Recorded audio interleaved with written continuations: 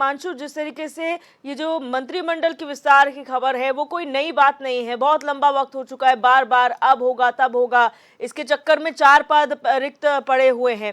ऐसे में अगर बीजेपी ये कहती है कि ये बीजेपी का अंदरूनी मामला है और ये मुख्यमंत्री पे डिपेंड करेगा, क्या लग रहा है कब तक मुख्यमंत्री जो है विस्तार कर सकते हैं?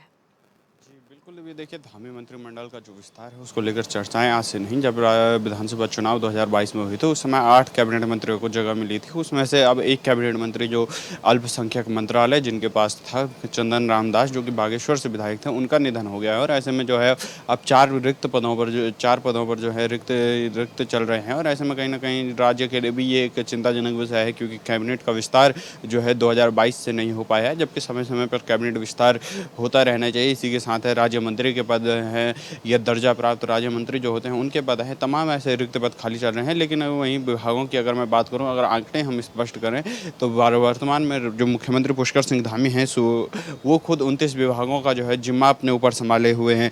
कैबिनेट मंत्री में पर्यटन मंत्री सतपाल महाराज की बात करूँ तो इनके पास 10 विभाग है। शहरी विकास मंत्री प्रेमचंद्र अग्रवाल की मैं बात करूँ तो उनके पास 7 विभाग हैं। कैबिनेट मंत्री धन सिंह रावत की मैं बात करूँ तो उनके पास 4 विभाग हैं।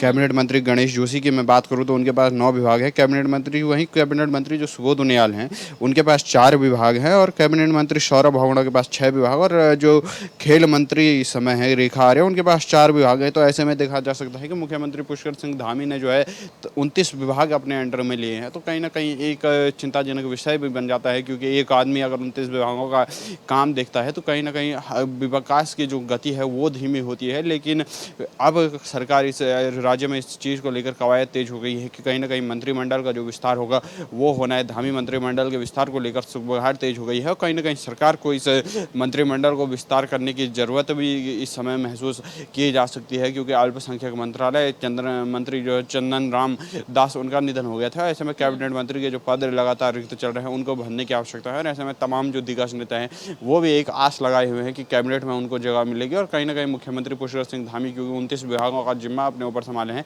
उसका भी वो बोझ हल्का कर सकते हैं और कहीं ना कहीं कैबिनेट विस्तार इस बार हो सकता है। जी, हिमांशु, यहाँ पर जिस तरह से हमने सुना बीजेपी की प्रवक्ता को, उन्होंने कहा कि कांग्रेस को अपने अंदर देखना चाहिए, अपने पार्टी में क्या चल रहा है, ये बीजेपी का अंदरूनी मामला है। लेकिन क्या रिक्त पद जो मंत्रियों के हैं उससे कहीं परफॉर्मेंस में कमी नहीं आती है? क्या ये सिर्फ अंदरूनी मामला न रहकर ये एक पूरा बड़ा विषय बन जाता है, लोगों से जुड़ा हुआ विषय बन जाता है? देखिए बीजेपी जो प्रदेश प्रवक्ता का बयान है वो यहाँ पर कहीं ना कहीं एक अड़चन पैदा करने वाला विषय है या एक संदेहजनक पैदा करने वाला विषय है, क्योंकि अगर बीजेपी के प्रदेश प्रवक्ता इस प्रकार के बयान देती है तो क्या वो बीजेपी राज्य को अपनी धरोहर समझ बैठी है या राज्य को अपनी जहांगीर समझ के बैठी है? आप मंत्री हैं, आपको अगर कैबिनेट में जगह मिली है तो ये जनता ने आपको चुनकर भेजा है, उनके वोटों से आप जो है विधानसभा में पहुँचे हैं। और अगर आप ये कहते हैं कि ये धामी सरकार के आंतरिक विषय है तो राज्य का विकास धामी सरकार का आंतरिक विषय नहीं है, ये संपूर्ण राज्य का विकास है। जिस पहाड़ी राज्य की कल्पना राज्य आंदोलनकारियों ने की थी उसके विकास की बात होती है। और यहाँ पर ये बीजेपी का आंतरिक मामला या पुष्कर सिंह धामी का जो है आंतरिक मामला नहीं बन जाता है, ये राज्य के उन करोड़ों जनवासियों के, उन प्रदेश के करोड़ों लोगों का जो है विषय बन जाता है, जिन्होंने इन मंत्रियों को कैबिनेट में भेजा है, जिन्होंने विधायक चुनकर अपने जो है प्रतिनिधि विधानसभा में भेजे हैं। और ये धामी सरकार का प्रतिनिधित्व ये मंत्री नहीं करते हैं, ये राज्य का प्रतिनिधित्व करते हैं, उस जनता का प्रतिनिधित्व करते हैं जिन्होंने इनको जनादेश देकर विधानसभा में भेजा है। ये धामी सरकार का आंतरिक मामला ना होकर ये राज्य का मामला है, क्योंकि राज्य के विकास को तभी गति मिलेगी जब विभाग जो है वो ढंग से बढ़ेंगे। और एक आदमी के पास 29 विभाग है, अगर उन्हीं विभागों को अगर हम 3 लोगों में डिवाइड कर दें तो कहीं ना कहीं विकास की जो गति होगी उसको तीव्र गति से मिलेगी। आपने मंत्रियों के हमने परफॉर्मेंस की आपने बात की तो हमने परफॉर्मेंस देखी है। पर्यटन मंत्री सतपाल महाराज 4 धाम यात्रा चलती है, कहीं दिखते नहीं हैं, वो विदेश में अमूमन रहते हैं। 4 धाम यात्रा चलती है, 4 धाम यात्रा में स्वास्थ्य व्यवस्थाएं चरमरा जाती हैं। स्वास्थ्य मंत्री धन सिंह रावत 4 विभाग लेकर बैठे हैं, वो कहाँ नजर आते हैं? आपके नगर निकाय के चुनाव में 1 साल की लगभग डिले हो जाती है, 3 महीने और प्रशासनिक कार्यकाल बढ़ जाता है। आपके शहरी विकास मंत्री प्रेमचंद्र अग्रवाल कहाँ है? अतिक्रमण की कार्रवाई होती है, प्रेमचंद्र अग्रवाल नजर नहीं आते हैं। तो ये आंतरिक विषय ना होकर ये संपूर्ण प्रदेश का विकास है। और मंत्रियों की परफॉर्मेंस, हाँ, मुख्यमंत्री पुष्कर सिंह धामी के परफॉर्मेंस कहीं ना कहीं 32 विभाग लेने के बावजूद भी एक बेहतरीन रही है। उनका जो विज़न राज्य के लिए रहा है वो कहीं ना कहीं बेहतर है, और केंद्र से जिस प्रकार का कोऑर्डिनेशन सीएम धामी बनाते आए हैं वो एक बेहतर है। लेकिन अनदर मंत्रियों की, चाहे सतपाल महाराज की हमने बात की, यात्रा के दौरान कहीं नजर नहीं आते। धर्मेश्वर मंत्रालय आपके पास है, सिंचाई विभाग आपके पास है, पीडब्ल्यूडी विभाग आपके पास है, उस पर कोई काम नहीं करते हैं, ना आपके बयान सामने आते हैं, ना आप चार धाम यात्रा के बीच कहीं दिखते हैं। स्वास्थ्य मंत्री व्यवस्थाएं चरमराई हुई है, पूरे स्वास्थ्य के आप देखिए, पहाड़ों में आप जाकर देखिए तो पूरी व्यवस्थाएं स्वास्थ्य की चरमराई हुई हैं। धन सिंह रावत कहीं नजर नहीं आते हैं। देहरादून स्मार्ट सिटी के नाम पर बवाल होता है, मानसून आने वाला है और निकाय चुनाव में लगातार डिले हो रहा है, ऐसे में जो है प्रेमचंद्र अग्रवाल कहीं नजर नहीं आते। परफॉर्मेंस हालांकि कुछ मंत्रियों की खराब रही है, लेकिन मुख्यमंत्री पुष्कर सिंह धामी का जो विजन हालांकि रहा है वो बेहतर रहा है। लेकिन यहाँ पर एक बात ये गौर करने वाली होगी कि क्यों मुख्यमंत्री 29 विभाग अपने पास रखे हुए हैं, क्यों वो विभाग जो है और मंत्रियों को नहीं बांटते हैं। क्या जो विधानसभा का जो मंडल है, विधायक मंडल, भाजपा विधायक मंडल है, उसके पास जो है इतने काबिल नेता नहीं रह गए हैं कि आप कैबिनेट में विस्तार दिया जाए या राज्य मंत्री पद उनको सौंपा दिया जाए? जी, अब यहाँ पर क्या उम्मीद लग रही है, क्योंकि यहाँ पर अगर बात की जाए, प्रधानमंत्री नरेंद्र मोदी तीसरी बार प्रधानमंत्री पद की शपथ ले रहे हैं, उसी बीच ये सुगबुगाहट है। कब तक यहाँ पर उम्मीद कर रहे हैं, क्या फिर ये बात ही रह जाएगी जो इतने लंबे वक्त से टलती आ रही है, या इस बार कुछ इसमें फैसला भी होगा, और कौन वो नए चेहरे हो सकते हैं? जी देखिए फैसले, क्योंकि ये सुगबुगाहट 2022 विधानसभा के बाद से लगातार, जब राज्य में विधानसभा चुनाव हुए उसके बाद लगातार ये सुगबुगाहट तेज होती थी कि मंत्रिमंडल में इसको जगह मिलेगी, उसको जगह मिलेगी, या राज्य मंत्री के जो पद हैं उनको भरे जाएंगे। लेकिन अभी तक कोई उम्मीद जगी नहीं है। हालांकि अब जो पीएम नरेंद्र मोदी है वो तीसरी बार देश के प्रधानमंत्री की शपथ लेने जा रहे हैं, और ऐसे में कहीं ना कहीं अब कयास लगाए जा रहे हैं कि कहीं ना कहीं धामी मंत्रिमंडल का जो विस्तार है वो हो सकता है, और कहीं ना कहीं राज्य में जो खाली कैबिनेट मंत्री के पद हैं वो भरे जा सकते हैं। लेकिन इसको लेकर अभी कोई कुछ भी कहना एक असमंजस की स्थिति खड़ा करेगा, क्योंकि धामी जी किस प्रकार के फैसले लेते हैं और कब तक कैबिनेट की अगली बैठक उत्तराखंड में होगी, और जो ही कैबिनेट की अगली बैठक होगी उसमें कैबिनेट विस्तार को लेकर चर्चाएं हो सकती हैं। अब देखने वाली बात होगी कि सीएम धामी कब तक जो है कैबिनेट की अगली बैठक करते हैं, क्योंकि इसके बाद निकाय चुनाव होने हैं। भाजपा अपने संगठन पर भी जोर देगी, प्रदेश के जो सरकार के विकास कार्य है उनको भी जनता तक पहुँचाएगी, जो वोट शेयर में कमी आई है उसको भी बढ़ाने की कोशिश करेगी, और ऐसे में जो मंत्रिमंडल का विस्तार होगा वो भी एक अहम पहलू यहाँ पर होगा। तो इसके लिए कहीं ना कहीं अब ये उम्मीद लगाई जा सकती है कि जब पीएम मोदी केंद्र में शपथ ग्रहण कर लेंगे उसके बाद कुछ शायद 1 महीना या 1.5 महीने बाद धामी मंत्रिमंडल का जो विस्तार है वो हो सकता है। बिल्कुल, बहुत शुक्रिया हमारे साथ जुड़ने के लिए हिमांशु, और जानकारी साझा करने के लिए। बढ़ते हैं आगे, रुक करेंगे उत्तर प्रदेश के बदायूं से बड़ी खबर का, जहां तेज रफ्तार बाइकों में आमने सामने की भिड़ंत हुई है। ये बड़ी खबर आपको बता रहे हैं बदायूं से, जहां पर एक सड़क हादसा हुआ है। तेज रफ्तार बाइकों के बीच आमने सामने की टक्कर हुई है। हादसे में बाइक सवार 2 लोगों की मौत हुई है। पुलिस ने शवों को पोस्टमार्टम के लिए भेज दिया है। बिलसी कोतवाली क्षेत्र के गड़ोली गांव के पास का ये मामला है। तो बदायूं में सड़क हादसा हुआ है। बिलसी कोतवाली क्षेत्र के गड़ोली गांव के पास ये हादसा हुआ है, जहां पर 2 बाइकों की जो तेज रफ्तार में थी उनकी आमने सामने की टक्कर हो गई, और इसमें बाइक सवार 2 लोगों की मौत हो गई है। वहीं पुलिस ने मौके पर पहुंचकर शवों को पोस्टमार्टम के लिए भेज दिया है।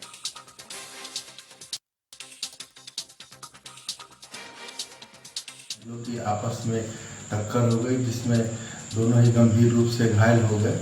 घायलों को तत्काल थाना पुलिस और एम्बुलेंस की मदद से सीएचसी बिलसी भेजा गया, जहां पे डॉक्टर द्वारा दोनों को ही मृत घोषित कर दिया गया है। इसमें से एक व्यक्ति तेजपाल सन ऑफ रणवीर जो कि पुसगावा का रहने वाला है, और दूसरा हेमराज सन ऑफ नन्नूबल जो कि कस्बा बिलसी का रहने वाला है।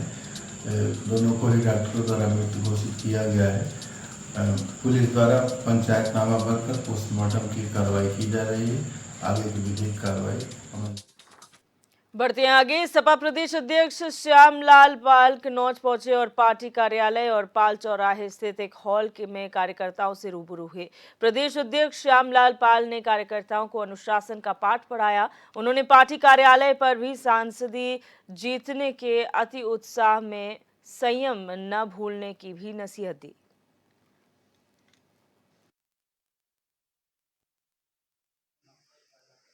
कन्नौज का जो खुशबू है वो पूरे देश और दुनिया में प्रसिद्ध है, और कन्नौज के लोगों ने समाजवादी पार्टी के राष्ट्रीय अध्यक्ष आदरणीय अखिलेश यादव को रिकॉर्ड मतों से जिता करके देश की पार्लियामेंट में भेजा है और यही कन्नौज की पावन धरती से समाजवाद का खुशबू पूरे देश और दुनिया में जाएगा। बस्ती में अवैध बालू खनन माफियाओं के खिलाफ सपा विधायक कई महीनों से लगातार शिकायत कर रहे हैं, लेकिन यहां अधिकारियों और कर्मचारियों की मिलीभगत से अवैध बालू खनन बदस्तूर जारी है, जो एक सपा विधायक की शिकायत को भी दरकिनार कर दे रहे हैं।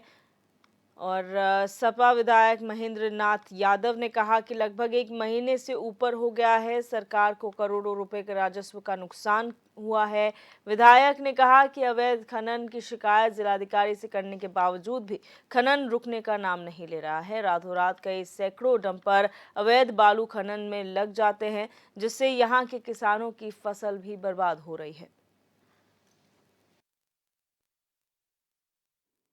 हमारे संज्ञान में है कि जो इन लोगों ने नापा है, ये देखे हैं, इन लोगों ने एक्सेप्ट किया, अधिकारियों ने, जो कर्मचारी थे, कि गलत खनन हुआ। इसके पहले भी जब मैंने एक बार बहुत दिन पहले, अभी 15-20 दिन पहले मैंने डीएम साहब से शिकायत की थी कि अवैध खनन हो रहा, तो उन्होंने अधिकारियों की एक टीम भेजी थी। एडीएम साहब भी आए थे, कुछ पत्रकार साथी भी थे। मैं चूँकि बाहर था, मैंने फ़ोन से डीएम साहब से शिकायत की थी, तो उन्होंने उस दिन भी एक्सेप्ट किया था कि खनन अवैध हो रहा है, और उन्होंने यहाँ जो बयान दिया था कि ये अवैध खनन हो रहा है, हम इस पर जो है पेनाल्टी ठोकेंगे, और इन लोगों से मना किया था कि 4 तारीख तक खनन ना हो। लेकिन एडीएम साहब के जाने के बाद भी जैसे वो गए और उसके 2 घंटे बाद क्या कहाँ से इन लोगों को ताकत मिल गई कि इनकी खनन प्रक्रिया कई गुना और बढ़ गई, और कोई उस पर कार्रवाई नहीं हुई। पेपर में निकला भी था। लेकिन अपनी बीमार बेटी का इलाज करवाने बहराइच के मेडिकल कॉलेज पहुंचे पूर्व बीजेपी विधायक के बेटे अस्पताल में समय से इलाज न मिलने की वजह से नाराज हो गए और मेडिकल कॉलेज की लचर व्यवस्था और डॉक्टरों की लापरवाही के खिलाफ धरने पर बैठ गए।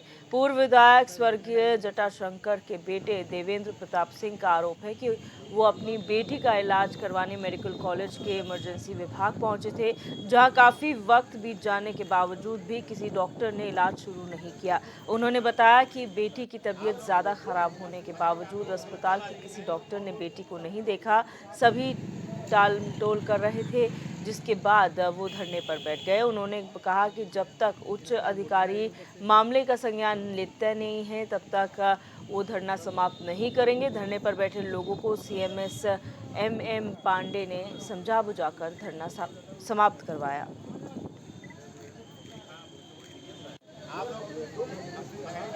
उसके बावजूद आज 1.5-2 घंटे से बेटी की मेरी तबीयत खराब हुई है। 1.5-2 घंटे से मैं लिए स्टेशन पे उसको, और मैं सबको फोन कर रहा हूँ, कोई डॉक्टर, इवन 25 नंबर में खुद गया और वहाँ डॉक्टर रजत से मैंने कहा आप उठ के चलिए देख लीजिए, वो नहीं आए, जिसकी मजबूरी मुझको अब ये करना पड़ रहा है। यहाँ की कोई भी पूरी कंडीशन खराब है। बेटी को अस्थमा या किसका दौरा था, सांस ले ही नहीं पा रही थी, कंडीशन ये थी। कितनी देर से आप ढूंढते रहे? मैं अभी 2 घंटे हो गया, 2 घंटे बाद मैं यहाँ बैठा हूँ।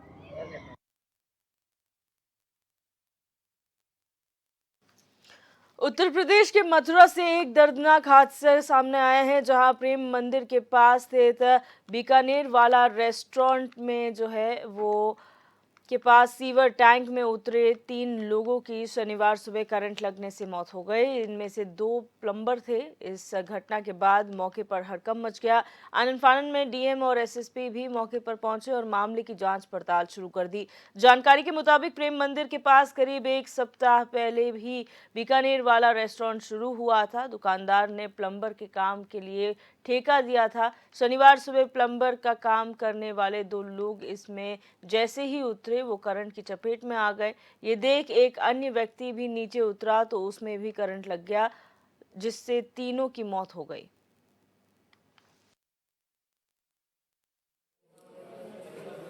हादसा ऐसे हुआ, टैंक में उतरे, वो पाइप लगाना था काट करके, और उनके जो है कि मालिक साहब जो है कि उनको प्रेशर दे रहे थे काम के लिए, उसमें उतर नहीं रहे थे। वो कई दिन से काम जो है कि रुका पड़ा था।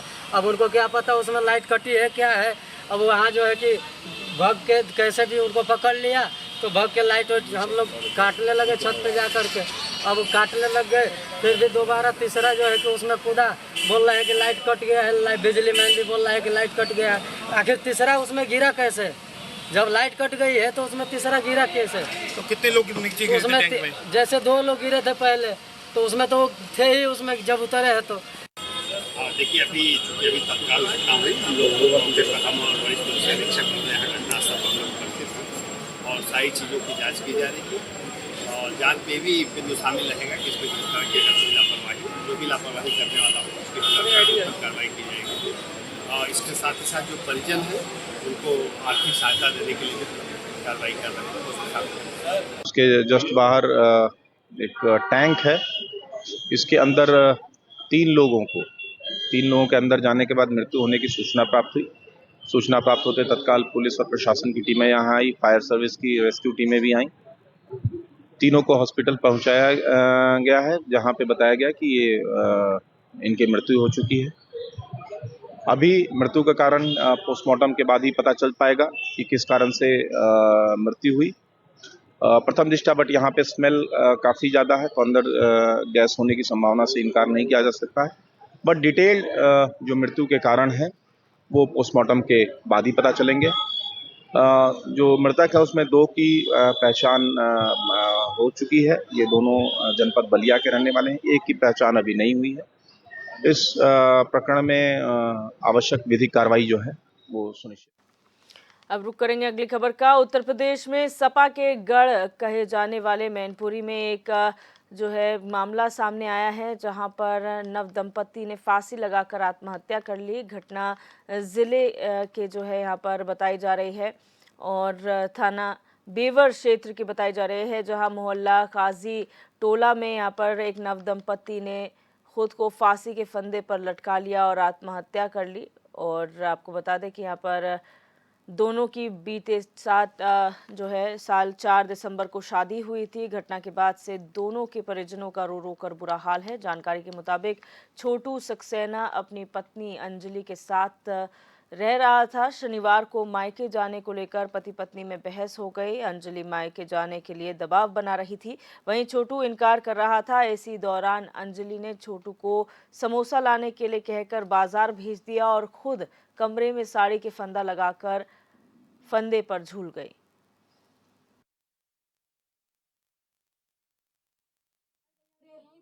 हमारी बेटी ने फोन किया कि पापा मैं आ रही है। कितने बजे? 2:15 बजे। ठीक है। और फिर 3:15 बजे हमारे दामाद ने फोन किया कि पापा तुम्हारी बिटिया ने फांसी लगा ली। तो बिटिया ने फांसी लगा ली। बिटिया अपने आप तो उतर नहीं गई, फांसी पे थे। और फिर हमारे दामाद को कहते लटकाओ गो। लोगों ने चेन्नई नंदोई टोला मोहल्ले में दंपति ने फांसी पर लटक कर आत्महत्या कर ली। इस सूचना पर पुलिस पहुंची और हम लोग पहुंचे तो पत्नी का शव नीचे पड़ा हुआ था और जब हम लोग पहुंचे तो पति का भी नीचे आ चुका था। लेकिन वहां उपस्थित लोगों ने बताया कि पहले पत्नी लटकी हुई थी और पति ने उसका शव उतारा। मोहल्ले वाले भी आ गए थे और फिर जब मोहल्ले वाले हटे इधर किसी काम से, तो वो पति भी उसी जगह लटक कर फांसी लगा दिया।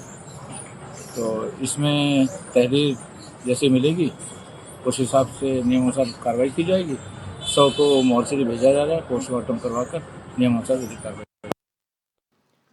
चुनाव के खत्म होते ही शाहजहांपुर में यहाँ पर अपराध का ग्राफ लगातार बढ़ता जा रहा है। आज यहाँ एक युवक की लूट के बाद गोली मारकर हत्या कर दी गई। हत्या करने के बाद बदमाश युवक की बाइक और नकदी लेकर फरार हो गए। मृतक बाइक की किस्त जमा करने जा रहा था। फिलहाल पुलिस घटना के खुलासे में जुट गई है। घटना थाना मदनापुर क्षेत्र के चिती गाँव के बाहर की है।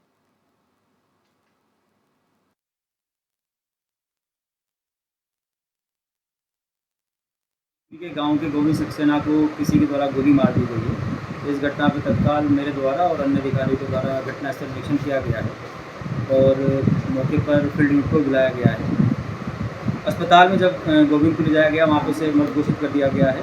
अभी प्रथम दृष्टया ये सूचना सामने आई है कि 2 लोगों के द्वारा गोविंद को गोली मारी गई है और उनके द्वारा यह घटना कारित की गई है। इसमें जो एसपी सिटी है उनके नेतृत्व में 3 टीमें लगाई गई है घटना के नाम के लिए। साथ ही साथ जितने भी हमारे CCTV उनको देखा जा रहा है और इसमें घर वालों से तहरीर प्राप्त कर आगे भी वैधानिक कार्रवाई की जा रही है और जो PM की कार्रवाई है उस पर भी कार्रवाई की जा रही है। और इस बुलेटिन में बस इतना ही।